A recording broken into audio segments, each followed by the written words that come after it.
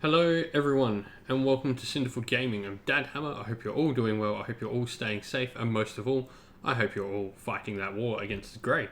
So the other day I did 10 things I hope to see in the General's Handbook video. It actually was quite popular and it got me thinking, well, what about other things I'd like to see? So I'm going to do a whole series on this and go through each book in turn and sort of explain what I'd like to see from each book in the future.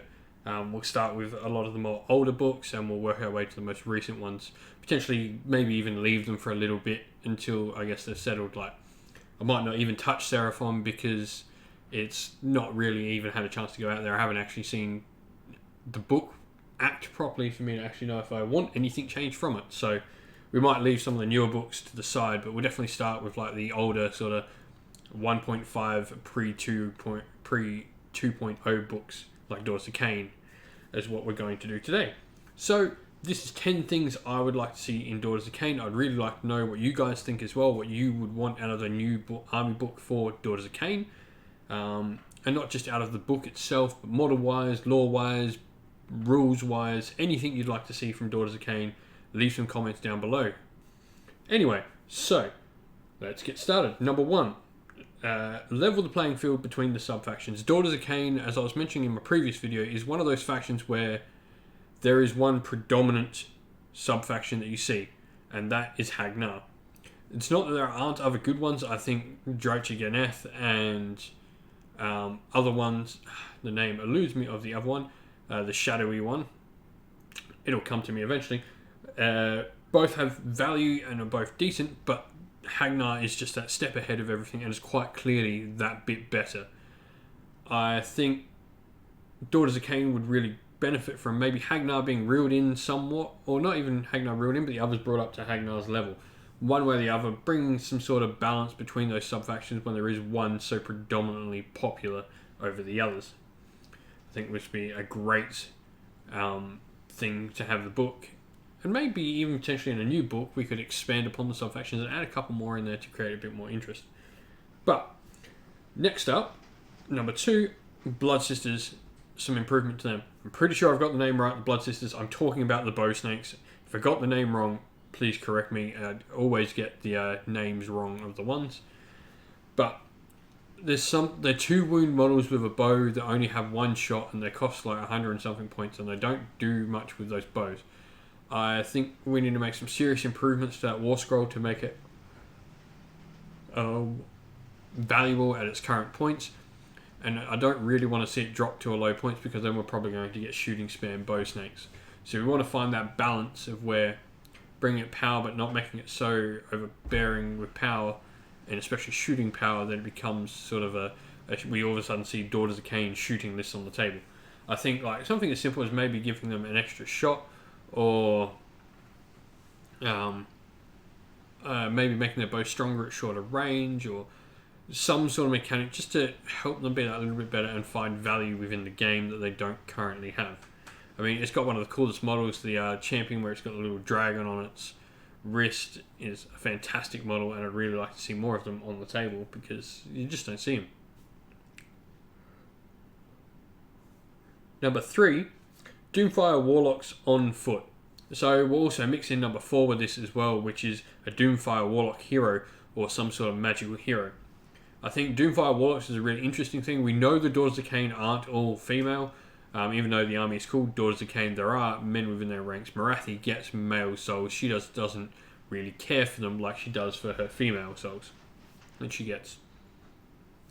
I think in the Warband for Warcry we just saw come out, the dude with the 2 crossbows, the Witcher looking dude, if you take a look at the actual video, in that he's shown with a ball of fire in his right hand, and he's quite clearly a Doomfire Warlock. Doomfire Warlocks already have the crossbows.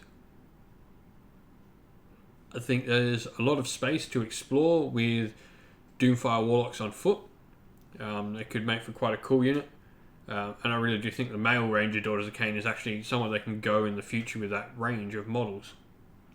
I think a Doomfire Warlock hero just makes sense. You can have this army of Doomfire Warlocks, which would be quite cool. This magic heavy Daughters of Khaine army would be really cool. We're going on to some more units here. We'll go on to my next points, which are continuing on. So 5 and 6 would be a ranged Witch Elf unit and mounted Witch Elves. So we've got Doomfire Warlocks. Well, let's get some mounted Witch Elves. I don't know what we would mount them on. Maybe even like snake riding Witch Elves, you know, like the old, what are they, the whole Tomb Stalkers that used to be for the Tomb Kings, where they were mounted on the backs of these giant snakes. Or what if we had these serpents that Witch Elves were mounted on, and you had this sort of elite heavy Witch Elf cavalry? Would be quite cool. And then Witch Elves with bows. Like elves and bows, I don't care that these are supposed to be murder-filled elves. Elves and bows go hand in hand, and it's a thing that's cool. And it doesn't even have to be bows. Imagine Witch Elves with like hand crossbows and stuff, or a hand crossbow option for the Witch Elves would be quite cool. Point 7, I'd like to see Khaine warriors return. So, for those who remember fantasy, executioners were actually a part of the Temple of Khaine. They were like the silent warrior killers of the temple and the guardians of it. And that's why they have the big executioner blade. The executioners, they go with the bloody-handed god, the murder god, because they murdered people. That's why they're called executioners. I think something like that coming back, and it doesn't have to be male or anything like that. It could be like an elite sort of unit of Witch Elves with like two-handed weapons would be quite cool. But that's definitely, once again, like space unit-wise, I think we can really explore in the game.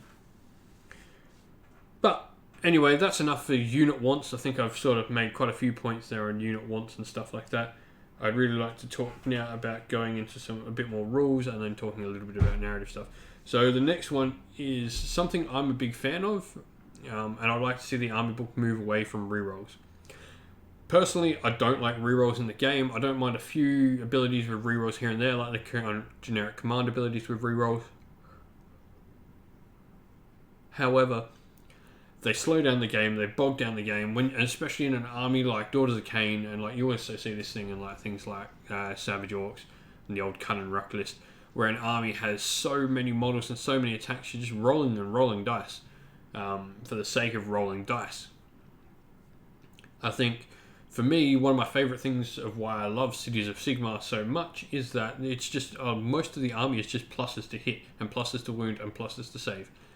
It makes for a much cleaner, quicker game, and I much prefer it to rerolls, and I really like to see them with Daughters of Khaine do away with a lot of the rerolls and potentially just add pluses too. I mean, they already add pluses into with the Cauldron and stuff like that. I don't see why we need to be getting plus like reroll hits and reroll wounds when we could just be +1 a hit, +1 a wound. Makes a lot more sense to me for speeding up the game and cutting down time in the game, because games are getting quite long. Most tournaments for a 2K game now are needing 3 hours for a game to be played. Point number 9, though. Lore regarding the relationship between Morathi and Balerion. We've got that small little short story in Malign Portents of Morathi and Balerion pulling souls out of the cauldron and stuff like that, but I'd really like to see much more information on how their relationship is. We know Balerion still doesn't trust her. Like, he remembers all the stuff she did back in the old world, and I really think that's an interesting part to go explore, especially like as we're probably getting closer to the release of Balerion and his elves at some point in the next year or so. Sorry about the noise, just knocked my notepad. But yes, I think that's a really important relationship to sort of help develop this timeline and the characters, and it can help bring Balerion into the game as well. Lastly though, and my last point, is all the army books since we've had the Soul Wars have really explained how the Soul Wars have affected them. Daughters of Khaine was one of the very first things to come out just as Malign Portents was coming out. You remember the stories, obviously, of Elias wandering the realms, walk with Elias, and all that sort of stuff, and how he scryed into the fire and he actually found and Morathi staring back at him and all that sort of stuff. They haven't actually got lore around really of how the Soul Wars have actually affected them afterwards. So I think this is a really interesting sort of part of the story to go try and tell, is how the Soul Wars has affected the Daughter of Khaine. What has all this magic being unleashed done? And maybe that is the reason, like we can harken back to why I want Doomfire Warlock units and stuff in the army, and maybe that's a reason that it's happening, because maybe the Witch Elves and all their Bloodlust for Khaine don't develop magical powers or something like that. And maybe having the Doomfire Warlocks and all these male souls absorb all the magical energy that was unleashed by the Soul Wars, and now she's got more male souls in her army because there's more wizards being produced and they're have more value to Marathi. Because at the end of the day, if you're not valuable, she don't give two crap about you. There's a Marathi we're talking about. And yeah, I think that's an interesting way to see, like, oh, the Daughters of Khaine are now becoming the servants of Khaine, because all the male cells are being infused with the magic that the female cells can't take on, because they're these blood-hungry murder god worshippers. But anyway, that's 10 things I'd like to see with Daughters of Khaine whenever a new battle tome comes out, or potentially even, novels and general handbooks and supplement books and stuff like that. Some things I'd like to see with Daughters of Khaine come out. I'm really excited where that new Warcry warband's going to go for them. That is a Daughters of Khaine warband. Those who are going, potentially it's Malarian, it's not. On the promo video, the first picture you see is a Witch Elf. And they did say on the video that it was Daughters of Khaine.